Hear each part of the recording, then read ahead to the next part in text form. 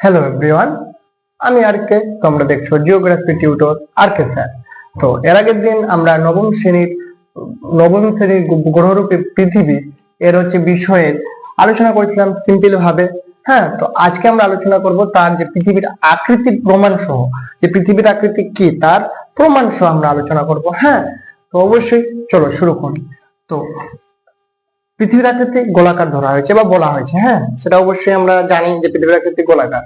তো পৃথিবীর আকৃতি প্রথমে ধরে নাও যে পিথাগোরাস, ইরাটোস্থেনিস, অ্যারিস্টটল, ব্রাহ্মীর, আর্যভট্ট, কোপার্নিকাস প্রমুখ পণ্ডিতরা মনে করতেন যে পৃথিবীর আকৃতি গোলাকার।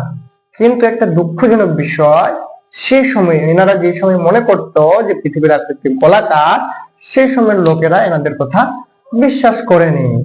হ্যাঁ, সেই সময় লোকেরা দূরের কথা, আমাদের যারা দাদু দিদা বা আমাদের যারা বয়স্ক লোক আছে, ওল্ড জেনারেশনের যে লোকগুলো আছে, ওল্ড সিটিজেন, ওনারাদেরকে যদি বলা হয় যে পৃথিবীর আকৃতি এরকম, পৃথিবী ঘুরছে, সূর্য এক জায়গায় স্থির আছে, ওনারাই বিশ্বাস করবে না। তো অবশ্যই আমরা পড়াশোনা করে তার মাধ্যমে সবকিছু জানবো। তো চলো, তো তার প্রথমেই প্রমাণ একটা করেছে কি, পৃথিবীর ছায়া। পৃথিবীর ছায়া দেখেই আমরা বুঝতে পেরেছি যে পৃথিবীর আকৃতি হচ্ছে গোলাকার। তো এবার তোমাদের মনে পৃথিবীর ছায়া আমরা দেখতে পেলাম কেমন? তো অবশ্যই পৃথিবীর ছায়া আমরা দেখতে পাই চন্দ্রগ্রহণের সময়। তোমরা হয়তো চন্দ্রগ্রহণের কথা সবাই জানো। তো চন্দ্রগ্রহণ কখন হয়? সূর্য, পৃথিবী, চাঁদ, সূর্য, পৃথিবী, চন্দ্র যখন একই সরল রেখায় আসে, মানে সূর্য ও চাঁদের মাঝে পৃথিবী যখন একই সরল রেখায় চলে আসে, সেই সময় হয় চন্দ্রগ্রহণ।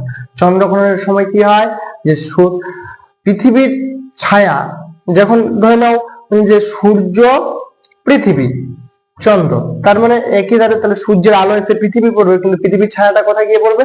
চন্দ্রে গিয়ে পড়বে, মানে চাঁদে। হ্যাঁ, তো এই যে এই সময় দেখেছেন কে? হ্যাঁ, ইরাটোস্থেনিস আর অ্যারিস্টটল সিদ্ধান্তে পৌঁছান যে চন্দ্রগ্রহণের সময় পৃথিবীর ছায়া, গোলাকার ছায়া তাদের উপর পড়া দেখে তারা সিদ্ধান্তে পৌঁছান যে পৃথিবীর আকৃতি প্রকৃত গোল। এটা হলো প্রথম প্রমাণ। দ্বিতীয় আছে ভূপর্যটনকারী।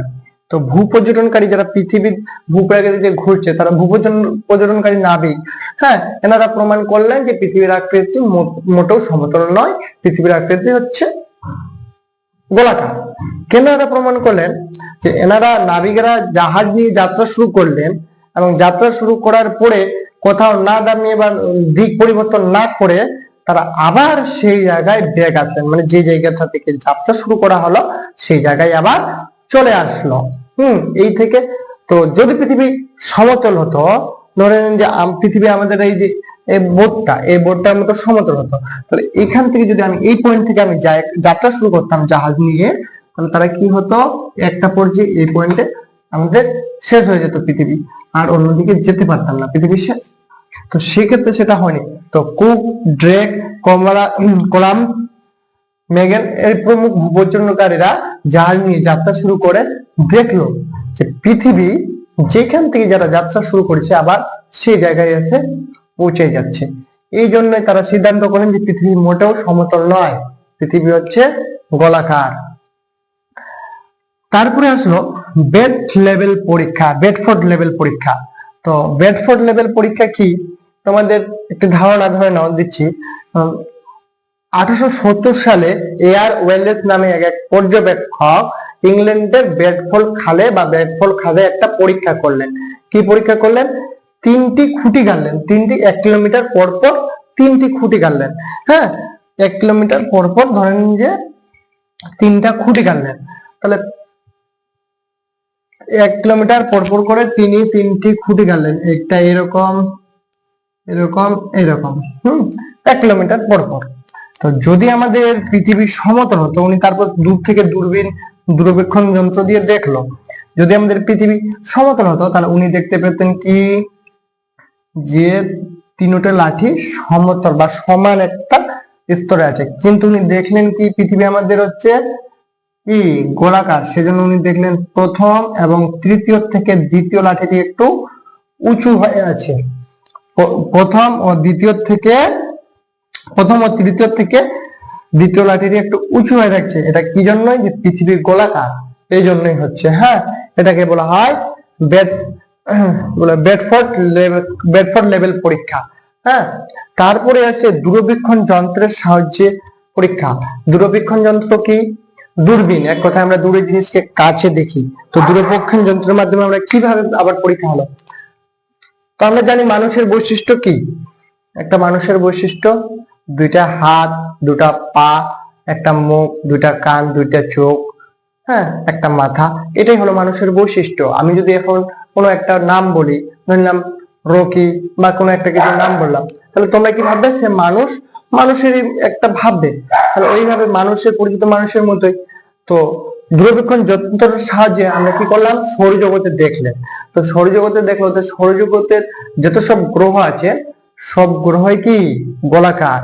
তাহলে অন্যান্য গ্রহ যদি গোলাকার হয়, অবশ্যই তার সাথী পৃথিবী, তার সঙ্গী পৃথিবী, তাহলে অবশ্যই পৃথিবীও গোলাকার হবে। দূরবীক্ষণ যন্ত্রের মাধ্যমে এইভাবে বোঝা গেল যে পৃথিবীর আকৃতি গোলাকার। অন্য সঙ্গী যেমন গোলাকার, তার মানে সেও গোলাকার হবে। ঠিক আছে, সঙ্গীতেই পরিচয়। দূরবীক্ষণ যন্ত্রের সাহায্যটা হলো এবার সূর্যোদয় এবং সূর্যাস্তের ভিন্ন ভিন্ন সময়। তাহলে তোমরা হয়তো জানো যে সব জায়গায় একত্রে সূর্যোদয় হয় না এবং সূর্যাস্ত যায় না। কেন সেটা? যদি পৃথিবী সমতল হতো, তাহলে আমার এই বোর্ডটাকে আমি পৃথিবী যদি সমতল হতো, তার মানে এইখান থেকে যদি সূর্য উঠতো, এইখানে যখন সূর্য উঠতো, এই যে এই পয়েন্টে, শেষ পয়েন্টে যে লোকটা ছিল, সে লোকটা দেখতে পেত যে সূর্যটা উঠছে, এখন সকাল 7টা কি 8টা বাজে সূর্যটা উঠছে। হ্যাঁ, কিন্তু আমরা সেটা হয় না। কেন? সূর্যোদয়ের ক্ষেত্রে পূর্ব দিকে, আমরা জানি যে আমাদের সূর্য ওঠে কোন দিকে? পূর্ব দিকে। তো পূর্ব দিকের দেশগুলো এগিয়ে থাকে এবং পশ্চিমের দেশগুলো পিছিয়ে থাকে। তার অন্যতম, আমরা যারা পশ্চিমবঙ্গে বসবাস করছি, তো আমাদের পশ্চিমবঙ্গে আমাদের পূর্বে দেশ আছে কি? আমাদের অতি পরিচিত একটি দেশ, আমাদের পড়োশী দেশ বাংলাদেশ। তাহলে আমি যেখানে বাস করছি, এইখান থেকে আমাদের বাংলাদেশের সময় ডিফারেন্ট হয় আধা ঘন্টা, মানে 30 মিনিট। তাহলে তারা আমাদের থেকে 30 মিনিট আগে তাদের ওখানে সূর্যোদয় হয় এবং তাদের থেকে 30 মিনিট পরে আমাদের এখানে সূর্যোদয় হয়। তো এটা যদি সমতল হতো, তাহলে সব জায়গায় একই সময় সূর্যোদয় হতো এবং একই সময় সূর্য অস্ত যেত। কিন্তু সেটা হয় না। সূর্যোদয় হচ্ছে পূর্বের দেশগুলো এগিয়ে থাকে, পশ্চিমের দেশগুলো পিছিয়ে থাকে। ঠিক আছে, তো আরো 4-5টা প্রমাণ আছে যা আমরা এর পরের দিন আলোচনা করব।